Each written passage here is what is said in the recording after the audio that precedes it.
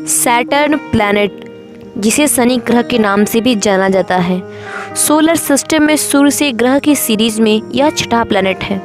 शनि ग्रह के structure, place, motion और लाइफ के एग्जिस्ट से जुड़े बहुत से ऐसे फैक्ट साइंस द्वारा खोजे गए हैं जो इस ग्रह को अन्य सभी ग्रह से अलग बनाते हैं। सैटर्न प्लैनेट के बारे में ज्योतिष और खगोल विज्ञान दोनों की ही अलग अलग कॉन्सेप्ट हैं। आइए जानते हैं कि एस्ट्रोलॉजी साइंस क्या कहता है इसके रिस्पेक्ट में। Then according to astrology, Saturn planet आकार में जुपिटर के बाद दूसरा सबसे बड़ा प्लैनेट है। आकाश में यह पीले तारे के समान दिखाई देता है। इसका ग्रेविटी पानी से भी कम होता है। शनि ग्रह के ऑलमोस्ट 62 सैटेलाइट्स हैं, मतलब हमारी अर्थ की चंद्रमा की तरह ही उसके कम से कम 62 चंद्रमा हैं। सैटर्न प्लैनेट का सबसे बड़ा उपग्रह मतलब सैटेलाइट टाइटन है। यह आकार में हमारे मरकरी प्लैनेट के बराबर है। इसके अलावा भी फोबे, यूरोपा और भी ऐसे कई सारे सैटेलाइट हैं।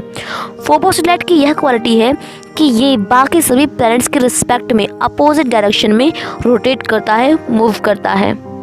यह शनि ग्रह जो पूरे सोलर सिस्टम में सबसे खूबसूरत है, तो वह इसकी खूबसूरती होती है इसकी रिंग सिस्टम के कारण।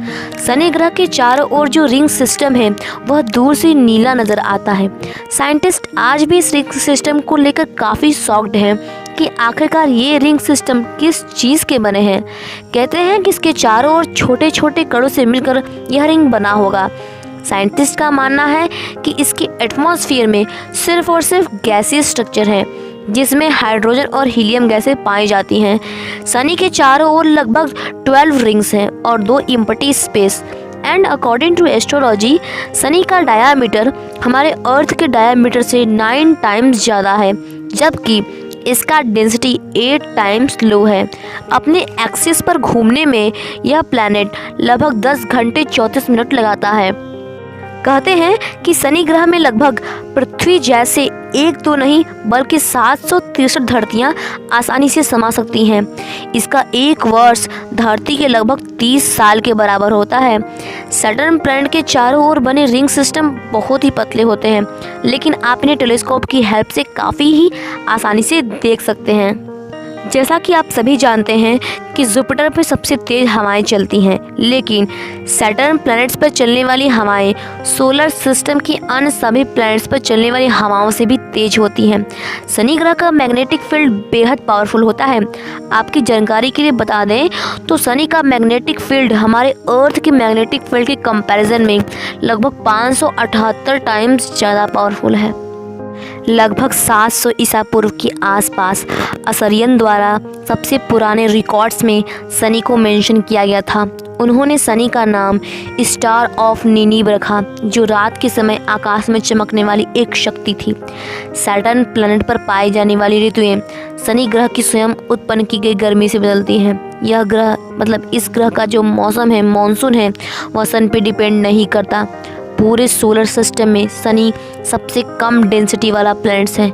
इसकी डेंसिटी इतनी लो होती है कि यह आसानी से पानी के एक पुल में भी तैर सकता है।